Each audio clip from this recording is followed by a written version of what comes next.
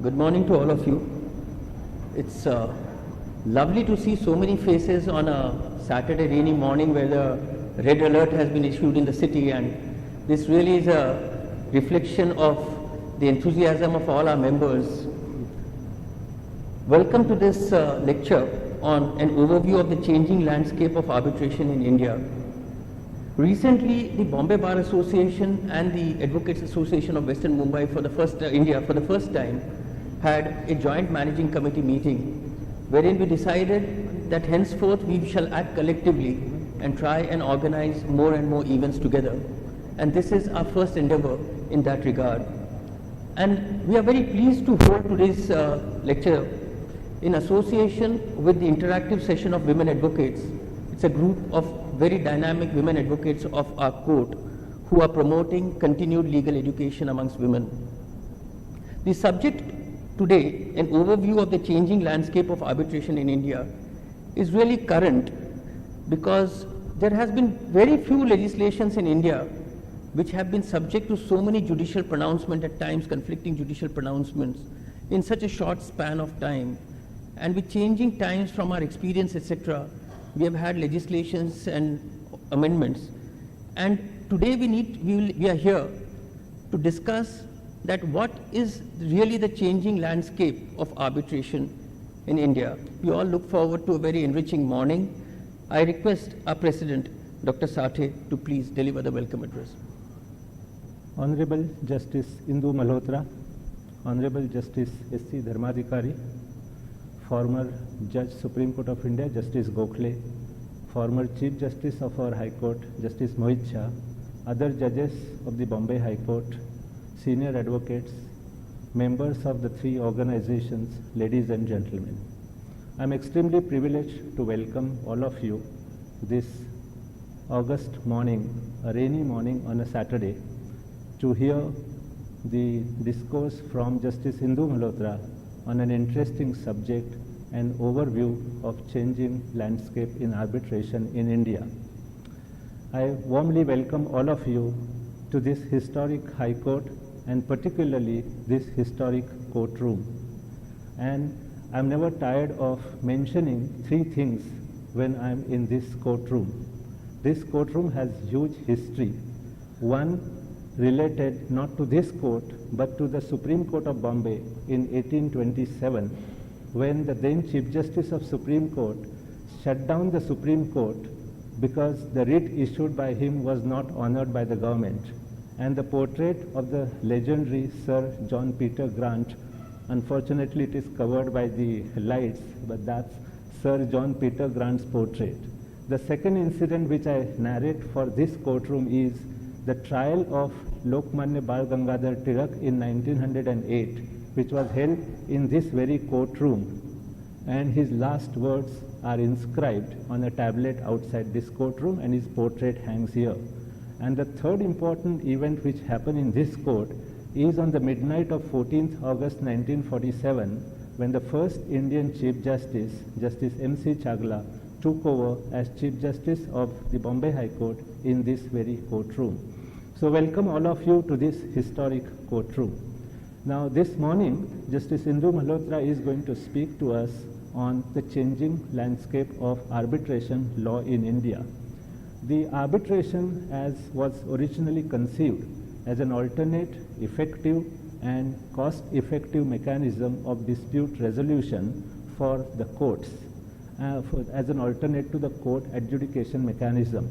But over a period of time and the experience of 1940 Act and its successor 1996 Act has shown that it is anything but cost effective, it is anything but alternative, and it's certainly not cost effective.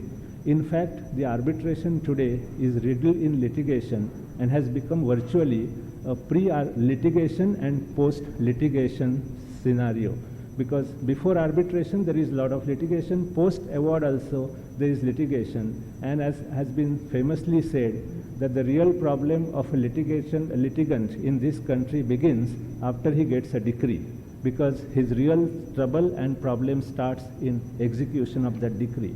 In light of this, what I am reminded of what Justice D.A. Desai said about arbitration in 1984 in case of Guru Nanak Foundation, and I quote, "Interminable, time-consuming, complex and expensive court procedure impelled jurists to search for an alternative forum, less formal, more effective and speedy for resolution of dispute, avoiding procedural claptrap that this led them to Arbitration Act 1940.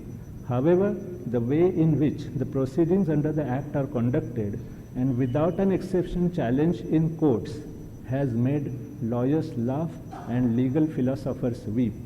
Experience shows that the law reports bear ample testimony that the proceedings under the Act have become highly technical, accompanied by unending prolixity at every stage, providing a legal trap to the unwary.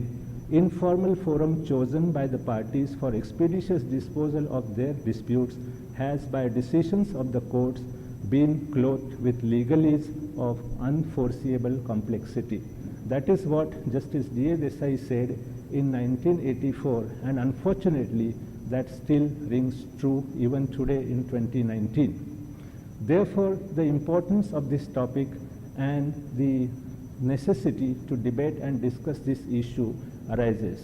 And we are fortunate to have Justice Indu Malhotra to speak on that subject. And who else than Indu Malhotra to speak on that subject with her vast experience as an author on a very, very important treaty on arbitration law, the practice and procedure of arbitration law, a hugely successful book. And of course, she has authored large number of judgments as herself as well as a member of the bench in arbitration law. So I welcome all of you, Justice Indu Malhotra, and every one of you this morning on behalf of Bombay Bar Association, Advocates Association of Western India, an interactive session of Women's Advocate this morning. We are all anxious to hear Justice Indu Malhotra on this very topical and important subject. Thank you, ladies and gentlemen.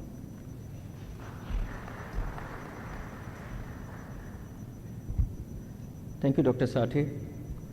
On behalf of the Bar Associations and the interactive session, I would also like to express our sincere gratitude to the Honorable Chief Justice and Justice Dharmadhikari for permitting us to hold this event in this court today. And we welcome Justice Dharmadhikari for gracing, and we thank him for gracing this event today. I now request Ms. Rajni Iyer to please introduce our guests. Good morning, everybody. It was such a pleasure and a delight when I was asked by the organizers to introduce Justice Malhotra to all of us. Justice Malhotra is a student of a potent combination of political science and law. In today's day and age, one can't ask for more from a judge who presides over the Supreme Court of India. Justice Malhotra did her graduation and then her master's in political science from the Delhi University, having come through Sri Ram College, and law as well from the Delhi University. She decided to practice law, but before doing that, her ability to communicate, as all of us will soon realize, made her also take up teaching while studying law. She taught, and the benefit of her teaching was shared by students of Miranda House and Vivekananda College in Delhi. She then passed and joined the bar sometime in 1983. What's the next challenge? The next challenge was getting into an office of an AOR who had come from Bombay, settled down in Delhi, and come to interact with all the top-notch senior practicing advocates in Delhi.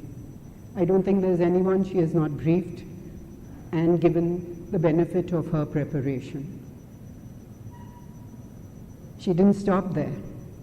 She then aced the Supreme Court AOR in 1988 and stood first and set up her own office as an advocate on record.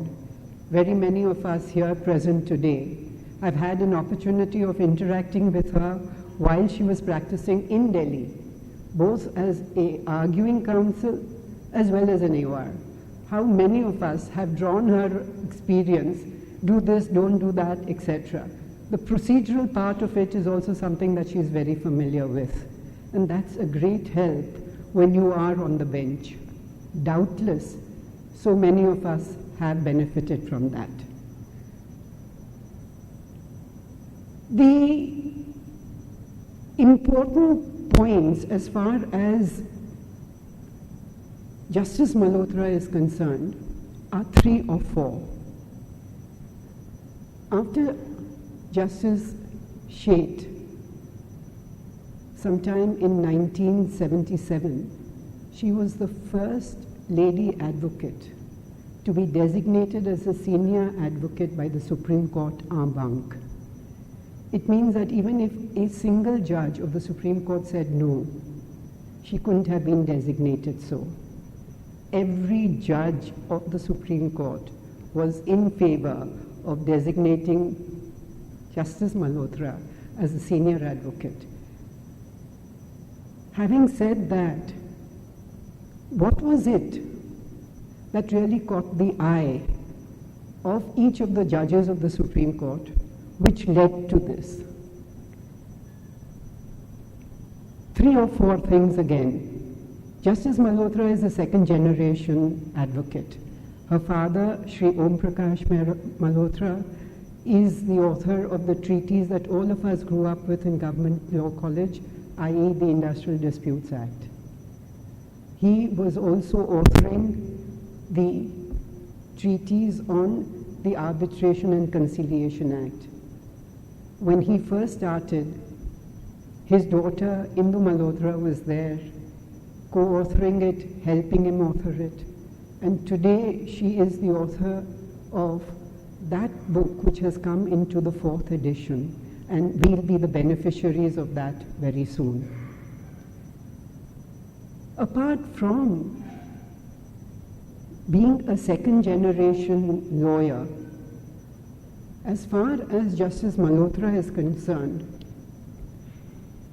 in April of 2018, when she was elevated directly to the Supreme Court as a judge, she broke another barrier, and that is she is the first woman practicing advocate to be directly appointed as a judge of the Supreme Court. En banc designation, first lady lawyer to be appointed in the Supreme Court. The reason why I stress these little points is because as members of the Women's Interactive Session, these are the standards that each one of us can achieve. Each of us has to note it. It is not something that we have to better. It's a landmark that we can all strive towards. For that, excellence is required. Excellence and dedication of hard work. Justice Malhotra has put in over 30 years of absolutely hard work, which is what has got her to where she is today. Let us not forget that when we acknowledge that prior to her elevation to the Supreme Court, she was appointed in the committee which went into institutionalization of arbitration.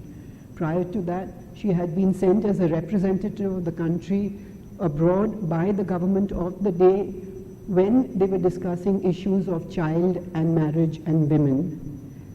I have a long list which I obtained from her office as to the various appointments and work that she has discharged, which are not judicial in that sense, but as a representative of the country. What really, according to me, I may be biased, really marked her out for recognition and ultimate elevation to the Supreme Court is her seminal discourse on arbitration. It's my go-to referencer for anything to do with arbitration.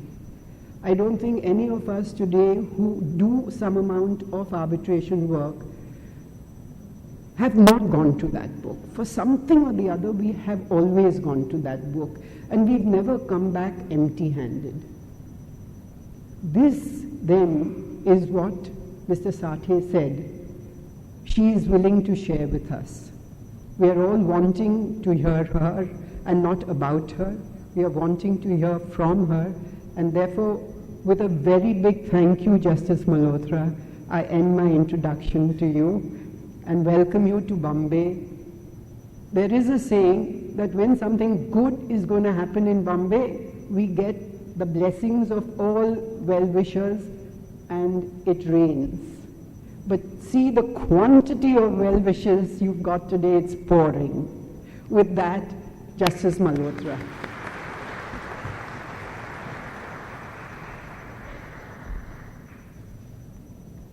Thank you, Madam.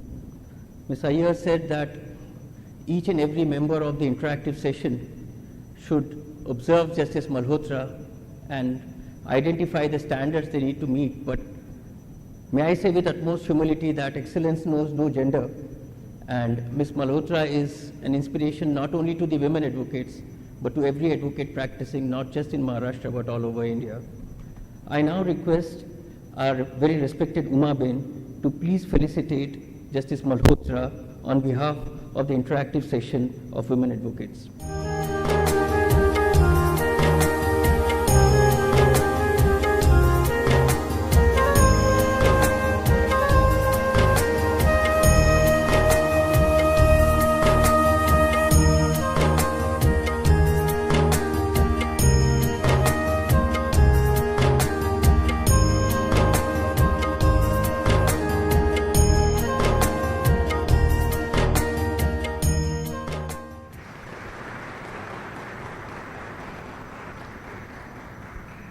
On behalf of the Bombay Bar Association and the Advocates Association of Western India, may I request Ms. Sonal to please present a small memento to Justice Malhotra.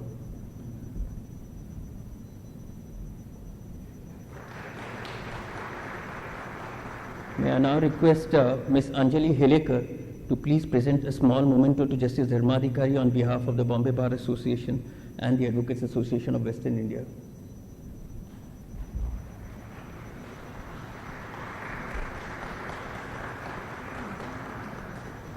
And Ms. Anita Castellino will present a small souvenir on behalf of the interactive session of women advocates to Justice Dharmadhikari.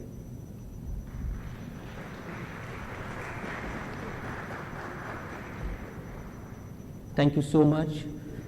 May I now request Honorable Justice Dharmadhikari to please address our members.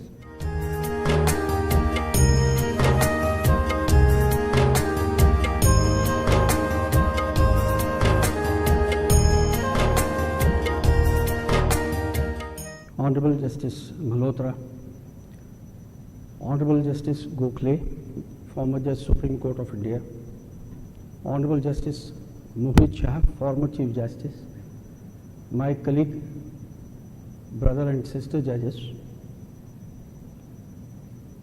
and senior advocates, lawyer friends, a very good morning to all of you. Today we have assembled here not to hear me at all. I have come amongst you very often, very frequently, and I am no expert either on arbitration or any branch of law for that matter. A simple thing that I know about arbitration was, and that has some significance, because we are celebrating the 150th year and birth centenary of our father of nation, Mahatma Gandhi. When he returned from South Africa, there is enough material that he was the first one who promoted arbitration. That famous trial between Dada Abdullah and Tayyibji Seth led to his firm belief that once you tire out your opponent in the court, you achieve nothing.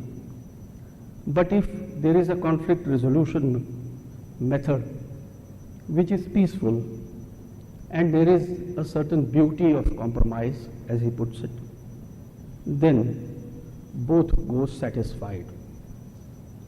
it has said that what is attributed to him is, differences we shall all have, but we must settle them all, whether religious or other, by arbitrations. People will take time, he said, before they accommodate themselves to arbitration. Its very simplicity and inexpensiveness will repel many people, even as palates jaded by spicy foods are repelled by simple combinations. All awards will not be always above suspicion. We must therefore rely upon intrinsic merits of the movement, and the correctness of awards will make itself felt. The method of arbitration creates misunderstanding, creates understanding between disputants, removes all misunderstandings as it resolves through compromise and cooperation without leaving an intolerable trail of bitterness behind. What we have been witnessing today is a scenario, as Dr. Sathe puts it, where we have completely achieved something to the contrary. We have decided to prove the father of our nation wrong. We have forgotten that an arbitration is a process by which one tries to settle a dispute. A person appointed to settle a dispute is an arbiter. He is not expected to be arbitrary, because arbitrary means based on or derived from uninformed opinion or random choice, capricious and despotic. In this process, it is not a decision like a traditional court of law, but it is a resolution through a process of settlement by a person appointed, rather chosen by parties to settle it. The atmosphere and the environment is expected to be informal, and rather it is termed as a domestic tribunal. But we have an unfortunate scenario, and that we have to now, as we were referring to the series of amendments to this law, even qualifications of an arbitrator. Now the amendments that are placed before the Parliament prescribe even the qualifications. That a person should be qualified, experienced, with a reputation of fairness, integrity and capable to apply, objectivity in arriving at settlement of disputes, neutral, impartial, conversant with the Constitution, with sound legal principles, robust understanding of the domestic and international legal system, was up till now a normality. That it has to be prescribed by amendment in the legislation is so unfortunate. Friends, we have seen that a law governing arbitration itself in India had to undergo several amendments. We have a survey of the Act, and it shows that though it is a consolidating and amending statute, what it does is to consolidate the law relating to domestic arbitration, international commercial arbitration, and enforcement of foreign arbitral awards. We have also noticed that this law defines what is conciliation. If we see the chapters, it is extremely unfortunate that such a law with comprehensive provisions to regulate and control arbitration in the first place itself had to be made. That it was there in the Code of Civil Procedure, but later on consolidated and codified in the British regime. In 1996, we had a completely new model of arbitration. But what we have seen in that less than 20 years, it had to be amended several occasions. Therefore, at least the rooted regime till 1996 went on for five decades and more. The 1996 law had to be amended several times, and in only 20 years is a reflection of how we have been really going through this process. In fact, this arbitration and the arbitration governed by legislation itself is self-defeating according to me. In my humble view, there was no legislative control and regulation necessary at all. And in a country which has such a dispute resolution method, informed by robust common sense, a practical approach, a pragmatic view, what else was a panchayat? What else were elders in the villages and cities doing but resolving disputes? Now that it had to be codified, means it had to be disciplined. It has gone out of control. It has also not achieved its purpose, is the general feeling. That for all of us is really an opportunity to introspect.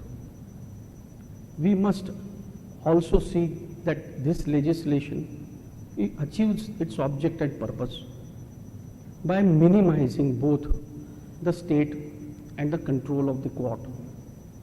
The intervention of the court was expected to be minimal, but as was said, it is generating more litigation.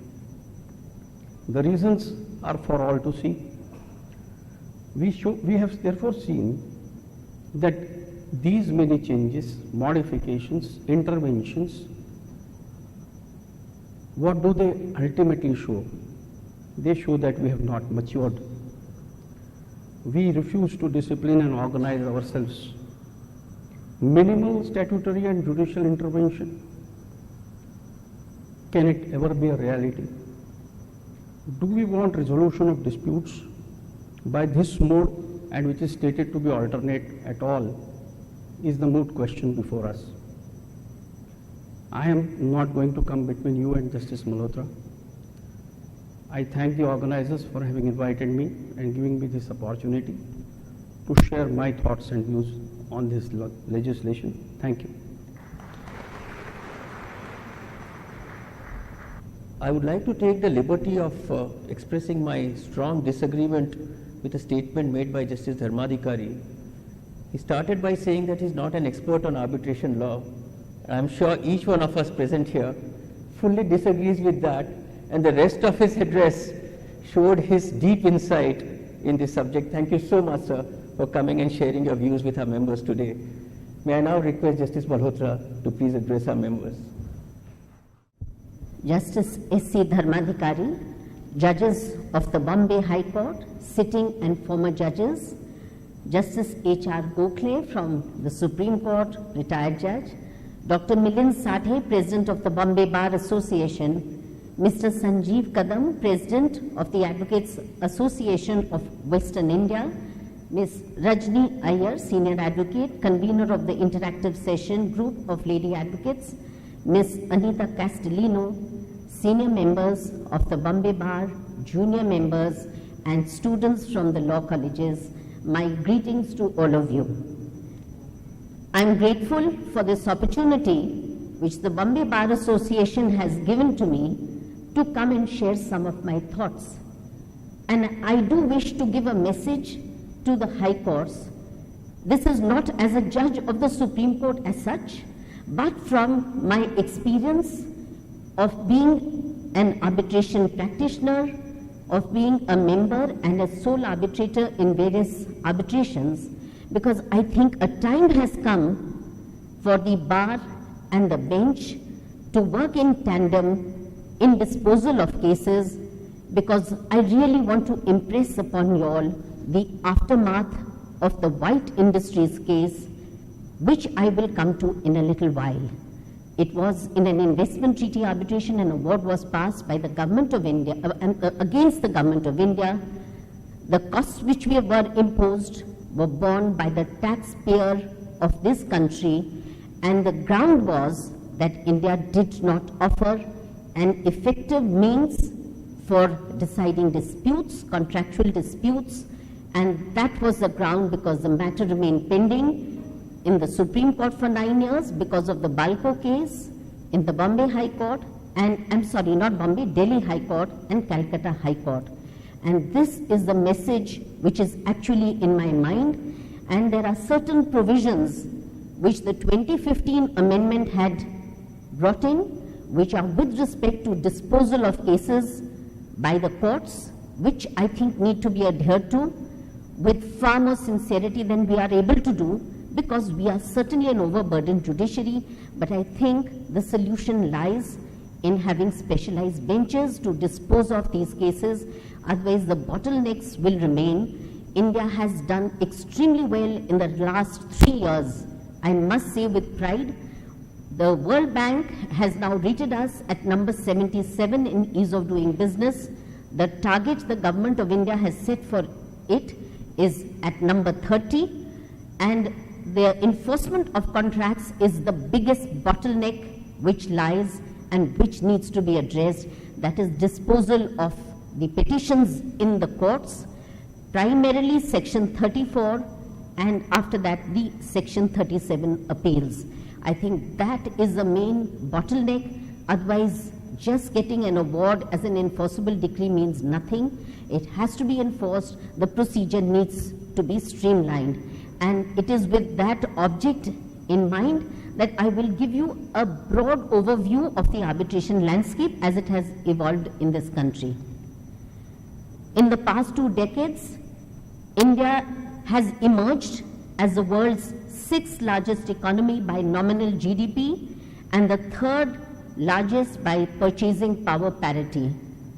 India's ascendancy on the global economic scene has had the effect of bringing the alternative dispute resolution system in our country in the spotlight. Historically, the public justice system was represented by state courts, but now the entire trend has changed. No foreign investor is willing to submit themselves to the jurisdiction of state courts. The cases come to the courts only for the purposes of enforcement, with minimal judicial intervention at the preceding stages. Let me start with a very brief background on the legislative changes. The first codification took place in the year 1899, when the first legislation came out, and it was based on the British Act, which was also passed in the same year, but it was confined in its application to the 3 presidency towns of Madras, Bombay and Calcutta.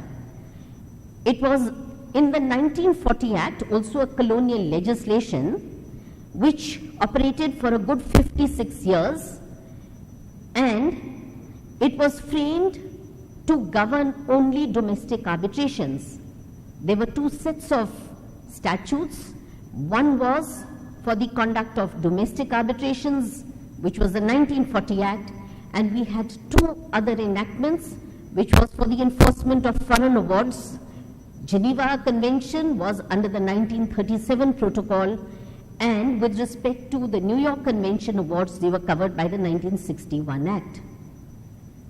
As Dr. Milind Sathi just told you all, I was in fact going to read that quotation of Justice D.A. Desai myself. In the Guru Nanak Foundation case, the way arbitrations were worked was really, really poor. Instead of being an alternate dispute resolution system, matters remained pending in arbitration, and at the drop of a hat, there were applications filed in the courts and they remained pending for years. I remember coming across cases which had been pending in arbitration for 19 years, 20 years, which was shocking. It was not at all an efficacious alternate dispute resolution system. Arbitrators would work only for a couple of hours.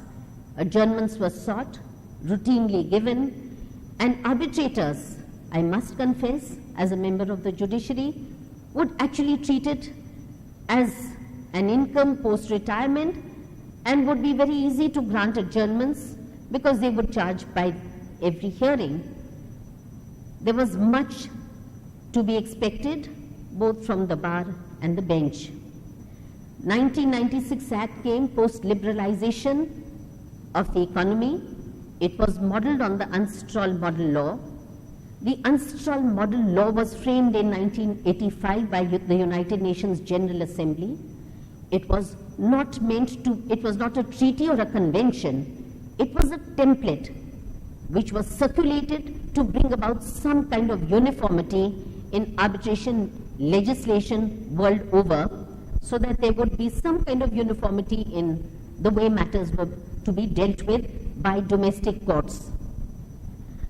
The 1996 Act was the first arbitration legislation which was enacted post-independence. It was framed under the power under Article 123 of the Constitution through the ordinance method. In my view, it is, even though it's a legitimate way of bringing about a legislation, but I think that the public discourse is lost. It's not an ideal way, but I think government was in a hurry to adopt the model law, so they framed it in that manner, and in its working for almost 20 years, there were a large number of glitches which came about. Courts got carried away. The second issue which I feel very strongly about, I think it would have been much better. 1996 Act came as a consolidating act. Domestic arbitrations covered by Part 1, enforcement of foreign awards Part 2, and I think this consolidating act also led to a lot of judgments which had to be modified subsequently. And of course the main judgment was Bhatia, where the judges got misled by interpreting and comparing provisions of Part 1 with Part 2. I believe that there should always be two separate enactments, because they are two separate regimes. In fact, it is followed in, I think Singapore has two separate enactments, Australia has two separate enactments, and there are various other jurisdictions which have a completely separate enactment. And that is the mistake in which the three-judge bench in Bhatia fell, by making all kinds of odious comparisons which were unwarranted, and it took almost 1 decade for the Constitution bench to set aside that judgment and say that it is the principle of territoriality which is basic to Part 1 and Part 2. You can't transgress and say that even in a foreign-seated arbitration, Part 1 will apply. That was quite a fatal mistake, and India was dubbed as being an unfriendly arbitration jurisdiction. It certainly had its impact. Nobody wanted to come to India. See, it was a far cry, not even as a venue for arbitration. They were very apprehensive that the courts in India would interfere and widen the scope of judicial review. It caused serious misgivings in the international community, and also would have impacted foreign direct investment into this country, because an investor who brings in huge monies wants a robust alternative dispute resolution system. That is the bottom line. It is very important that we work towards a good system of alternate dispute resolution. The various disputes which emerged during the working of the 1996 Act were: one, with respect to Section 11, nature of jurisdiction, and this went on till the culmination in Patel Engineering, till the 2015 Amendment Act came in.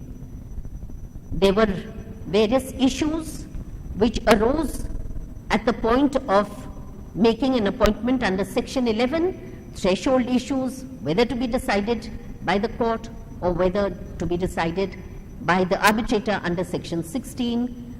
The courts erroneously wrested jurisdiction to themselves to decide these threshold issues, and completely undermined Section 16, which is based on the competence principle, which implies that the tribunal is competent to decide on all jurisdictional issues, including whether there is a valid arbitration clause in place or not. The second was on conflict of interest, particularly, and I had a very strong view on this, and I had commented pretty sharply in my third edition, that the appointment of arbitrators by public sector corporations and governments state government, central government to make one of their employees as a sole arbitrator, I thought militated against the neutrality of an arbitrator. If that is the only round where you get your disputes decided, it has to be a fair process. You cannot have any kind of bias of the person who's being appointed as a sole arbitrator, particularly since the limit of filing objections is very narrow. This has now been done away with by the 2015 Amendment Act. The third was issue of arbitrability of disputes, which also engaged the attention of the Supreme Court in several cases. Fourth was the scope of interference by the courts with awards passed under Section 34 in domestic arbitrations, the applicability of Section 34 to foreign seated arbitrations, which came with the Bhatia judgment. And the fifth was, which I thought was the most important, that is enforcement of arbitral awards under Section 36 of the Act. The filing of objections would mean that the entire award remained in suspension till the objections were decided, and it took a lot of time, several years, for the courts to decide the Section 34, and during the interregnum, the assets would be frittered away, that it would be a meaningless paper decree in the hands of the person who had the award in their favor. The Balco decision, I feel, has been a landmark case passed by the Constitution Bench, wherein they reiterated and said Part 1, Part 2 are entirely different regimes. But this judgment came to be passed after a long time, after India had got a lot of flack internationally, and especially to subject awards passed by international commercial tribunals overseas, and to say that they would be subjected to a review under 34 was actually a very, very serious intrusion on foreign seated arbitrations. In my view, had there been two enactments, this may have been avoided. Arbitration, even under the 1996 Act, became tardy, and the reason for this was because 90% arbitrations in our country have been ad hoc arbitrations. If there were institutional arbitrations, there is someone monitoring the progress of a case. That has actually been one of the banes. 90% of arbitrations were ad hoc. Arbitrators charged what they liked. They worked the time they wanted to. And so the whole system was extremely unregulated. And this is why Justice Ajit Shah, heading the Law Commission, I think that was one of his greatest contributions. I must acknowledge it. It was a great report which became the basis for the 2015 amendment. And I think that's the most significant amendment which has been brought about in the 1996 Act. Even though this Amendment Act was also passed by the ordinance route, it's a well-deliberated amendment since it was based on the Law Commission's report. The Law Commission sought to bring arbitration legislation in India in sync with contemporary international practices, and I'll just touch upon I'll just outline the main points. It enabled foreign parties to approach the Indian courts for interim relief under Section 9 without being subjected to a wider judicial review under Part 1 of the Act, which was the Bhatia contribution. Amendments have been brought out on the conflict of interest with respect to independence and impartiality of arbitrators. We have incorporated Schedule 5 and Schedule 7 into our legislation. This has been taken from the IBA guidelines, even though in the IBA guidelines were meant to be soft law. That is, it was only in the form of a guideline. India has actually given a statutory flavor to Schedule 7, not to 5. 5 is by way of guidance. Schedule 7 has been incorporated and is to be read along with Section 12.5, so that has been given a statutory flavor. In fact, India is the only jurisdiction which has given these guidelines statutory force. Section 29 capital A was introduced, which I think has been a very useful contribution to provide timelines for completion of arbitral proceedings. Arbitrators have been empowered now to grant interim reliefs. Significant amendments brought about in Section 17, except that they had actually gone and done a cut and paste of Section 9, and they had said before, during and after an arbitral tribunal can provide relief. So when I was on the high-powered committee for amendments, I told them, how can an arbitral tribunal provide relief post the award? Because it becomes functus officio. They have no role to play. And that has been accepted, and it's been reflected in the 2019 Amendment Act, which has been passed by Parliament 2 days ago. Then the ambit of the ground of public policy was clarified. It has been narrowed both with respect to international arbitrations as also with respect to domestic arbitrations. In fact, there has now been a tremendous change in the judgments which have been delivered both by the Supreme Court and by the High Courts. Supreme Court has given sanctity to a two-tier arbitration in Centrotrade. Even though that was a peculiar case, it was a hybrid clause, where in the first instance it was a domestic award, where the tribunal was constituted by the ICA, and in the second tier it was an ICC arbitration.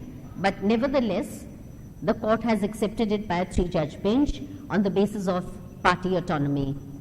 Another judgment which is worth mentioning is Cheran Properties, where a corporate dispute regarding transmission of shares was directed. The court has directed the NCLT to give effect to this order. Roger Shasua, where the parties had only opted a foreign, it was an international commercial arbitration where they had only mentioned the venue of arbitration, not the seat. The court took the view that the indication was that it was meant to be the seat, and London was designated as the seat of arbitration. In Shriram versus Rio Glass, it has now been held by the court that foreign awards do not require stamping when they come for execution to this country. LPAs not maintainable was held by Furste Lawson, and recently in Kanra Exports, Justice Nariman has beautifully written with respect to a general appeal which a lot of people, lawyers are always, they explore possibilities, so they filed an appeal under the Commercial Courts Act because the 2015 amendments and the Commercial Courts Act of 2015 were contemporaneous. So they said that a general appeal is available, so why can't we approach the court by way of a second appeal? So in Kanra Exports, the Supreme Court has said nothing doing. It's a self-contained code. You can't go to other acts. And now the 2019 amendment has brought in a non-obstante clause in Section 37 to say that you cannot go to any other court. Then Bar Council of India versus A.K. Balaji is a recognition by the Supreme Court that even foreign arbitrators can come in on a fly-in, fly-out basis.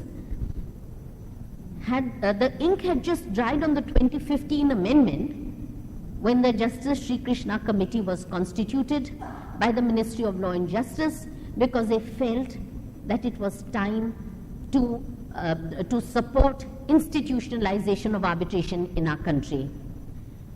As I told you, there was a study which was conducted in 2015 by Queen Mary University of London in association with White and Case, where they found that India is a country where 90% of its arbitrations are conducted on an ad hoc basis. And therefore, the government felt that the next step should be to encourage institutionalization. We had recommended, one was to set up a centralized flagship institution. There are a lot of foreign arbitrators who come to this country and say, your country doesn't have any centralized institution like Hong Kong has, Singapore has, etc. So the first thing was we addressed that a centralized institution be set up. The ICADR, which was in place, has now been taken over by the government, and they are setting up what is going to be called the New Delhi International Arbitration Center. We also recommended training and accreditation of arbitrators, because I must share with you honestly, there are a lot of retired judges of the Supreme Court also who are appointed to international commercial arbitrations. They get isolated on these tribunals. I was engaged by the Ministry of Petroleum in the Panna Mukta oil mines case, and the officers came and told me, Madam, India always loses in its arbitrations. And there are, I think, twofold reasons. One is that the government is very slow and tardy for various reasons in giving instructions. So adverse orders do get to be passed even though there may be a merit in the case, and so arbitrators feel helpless. The second reason is that when you become an arbitrator, when you retire, you must take off the cloak of being a judge. If you remain a judge, you remain in seclusion. And believe me, behind the scenes, a lot of liaising takes place between arbitrators. Recently, there was an international award passed in an international commercial arbitration with huge costs saddled onto India. And this was after I became a judge, and some of the lawyers who were handling the matter came to meet me. I said, what was the reason? They said, well, the foreign arbitrators turned around and said, your arbitrator didn't even say a word. Maybe we would have come down with the costs. So there's a lot of liaising which takes place behind the scenes. These are commercial disputes. They have to be dealt with in a commercial manner. You cannot remain in seclusion. You have to be savvy about commercial disputes and ensure that you are not isolated as a tribunal and let the other two pass an order. Believe me, it was very disheartening to hear that India was losing matter after matter in international commercial arbitrations. I thought was a matter of serious concern. The next thing which we did advise the government was to encourage swift amendments. As the legislation is worked, you realize various pitfalls and they need to be addressed with swift amendments. And refresher courses must be introduced for judges at all levels who hear arbitration matters. We find very often district judges, when they hear a matter under 34, treat it like a first appeal. It's not to be treated. It has to be dealt with entirely differently. And therefore, judicial academies were advised to hold refresher courses so as to train judges how to deal with this jurisdiction. And one of my thoughts has always been that there must be specialized benches in in the Supreme Court and in the High Court dealing with arbitration cases. And I will give my reason for it in a moment from now. The 2019 Amendment Bill has been passed by both Houses of Parliament 2 days ago. I will not dwell on it because it requires certain amount of scrutiny before I can speak about it. Post the 2015 amendment, as I told you, India has now been rated as number 77. We've climbed up by 23 notches.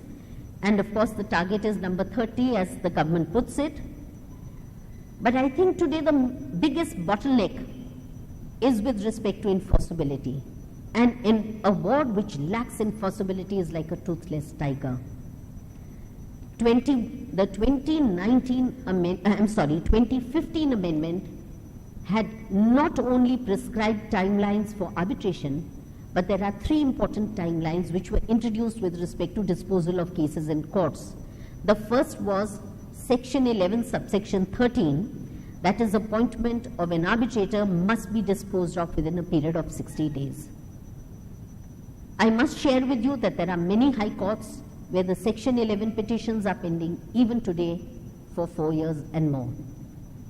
Section 29A, subsection 9, had said that if the mandate of an arbitrator is to be extended, there's a 6 months, it's to be extended, it must be decided within 60 days. It's not being done in most of the high courts. I was very heartened to hear today from Justice Kulkarni that they were being decided very swiftly in this court. In fact, Justice Chandrachud also told me that Section 11 are listed in this court on the very next day, but in most of the high courts, they are not able to do it. Section 34(6) says, this of course I feel is difficult to follow, it's an overburdened judiciary. We are catering to a very large population.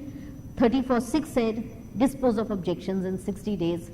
It is difficult, but I think the answer is not to say difficult and let it lie. The answer is have a specialized bench to do only 34. And why I say this is, I'll now come to that point. India is today facing 31 claims under the bilateral investment treaties. In bilateral investment treaty arbitrations, I will just tell you in a line or two, they emanate from treaty obligations of India with other countries where they have entered into these treaties. It is known as arbitration without privity because they emanate from treaty obligations. They are not between two parties. It's not between Government of India and another party, it's between two states. So a foreign investor who comes from one of the states comes to India, is not able to get his award enforced, he initiates a bilateral investment treaty arbitration, and that is what White Industries was all about. White Industries had filed a case against Coal India. That matter went to an ICC tribunal. The ICC tribunal gave an award in favor of White. White came to India for enforcement. They went to Calcutta because Coal India had its office there, and that is where the agreement contract was being executed. Coal India came to New Delhi and they filed objections, so matters were pending in two courts. In the meanwhile, White objected. They said, how can 34 lie? This is an international award. You can't come under 34. So the matter got referred and it was appended to the Balco case. So it remained pending in the Supreme Court for 9 years until the Balco decision came. During the interregnum, White initiated now a bilateral investment treaty against the Government of India and said this country does not have an effective means of enforcing contracts or enforcing awards. The award was passed in the investment treaty arbitration against the Government of India, and eventually who had to bear it? It was the taxpayer of this country. It is therefore necessary for us as a part of the judiciary and as a legal fraternity to ensure quick disposal of the cases. Today India is facing 31 claims. After the White Industries Award, they feel India is a soft target with a vast population, and there are more and more claims being filed. One is for us to dispose of these cases, as especially the 11 and 34, they are most crucial, because 11, the arbitration doesn't take off the ground until the arbitrator is appointed, and 34, the award can't remain in a state of suspended animation for so long. It is therefore necessary for us to have specialized benches, and I think even arbitrators and lawyers need to familiarize themselves. They need to get accreditation, and there are very few lawyers who are familiar with bilateral investment treaties. Government of India has been engaging foreign law firms. In fact, sometimes to cut costs, there is a solicitor firm which they have been engaging even to represent the government, and obviously that would not be an effective representation. India has some of the best lawyers in the world. They need to be accredited. They need to apprise themselves of what investment treaty arbitration is about. And it does not take much. 2 years ago, I went to Oxford and I did a course for 10 days on international commercial arbitrations at the Chartered Institute of Arbitrators. I wrote out 3 exams for 4 hours each. If I can do it at this age, you people can do it far better. And I think you'll need to familiarize yourself with this to give able representation to the Government of India in these arbitrations where the stakes run into billions of dollars, and they are extremely costly arbitrations. They are always overseas. Most of them, 90% of them, are done by foreign arbitrators. Some of the Indian arbitrators are now getting appointed to investment treaty arbitrations, but they are unfamiliar with the lay of the land because they're entirely different from the 96 Act. In fact, there's one other piece which I do want to share with you, that some of these international investment treaty arbitrations, India has gone and filed anti-arbitration applications in the courts, and the high courts have sometimes granted injunctions which have been disregarded by these international tribunals. One is on the ground of territoriality, second is Indian courts have no jurisdiction to injunct these investment treaty arbitrations. So therefore, familiarity with this is extremely essential. These are my thoughts, and I'm grateful to you all for giving me this opportunity. Thank you.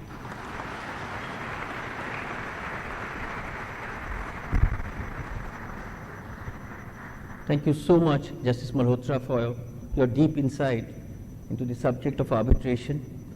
It surely left all our members enriched and also inspired to acquire better skills in the field of arbitration, and as you pointed out, particularly in international treaty arbitrations. Thank you so much. I now request Mr. Sanjeev Kadam to please deliver the vote of thanks. Honorable Justice Indu Malhotra, Judge of Honorable Supreme Court of India, Honorable Justice S.C. Dharmadhikari, Judge Bombay High Court, Justice Hemant Gokhale, former Judge of Honorable Supreme Court, former Chief Justice of Bombay High Court, Justice Mohit Shah, Honorable Judges, former Judges, Senior Counsels, members of both the associations, office bearers of Bombay Bar Association and Advocates Association of Western India, friends and students of the law. I am here to offer the vote of thanks for this gathering. First and foremost, I thank, on behalf of Bombay Bar Association, Advocates Association of Western India, and interactive session of women advocates, to Justice Indu Malhotra to have come here and delivered a nice lecture which enlightened various aspects of the law of arbitration and conciliation. Thank you, Madam, for sparing time and visiting Mumbai and facing such rainy season, heavy rainy season in Mumbai. I understand my Lord Justice is worried about reaching back to the airport, but I assure that your Lordship will reach to the airport on time in spite of inadequate infrastructure in the city of Mumbai. I also thank Justice Dharmadhikari for having accepted our invitation by both the bars and the interactive session of women advocates to preside over this function and having delivered a lecture here. I also thank all the members and office bearers of interactive session of women associates who have made this function a great success. And first and foremost, and all of you who have come and attended this lecture in spite of such heavy rain since morning, I thank you all for coming here and attending the lecture. Thank everybody. And I also thank the administration and the Honorable Chief Justice of this High Court having made this beautiful hall available for this lecture series. I thank the administration for the arrangements made. I thank everybody who has contributed to make this function successful. Thank you.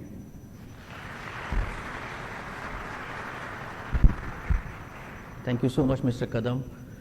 Personally, may I take the liberty of expressing my sincere gratitude to Ms. Anita Castellino, Ms. Sonal, Ms. Mamta Saad, and Ms. Sharmila Deshmukh for their entire effort in organizing this event.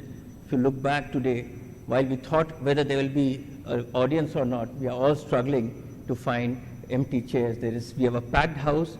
Thank you, each one of you, for coming here today.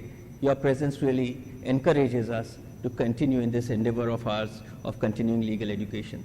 Thank you very much. Have a good day, and do join us for tea.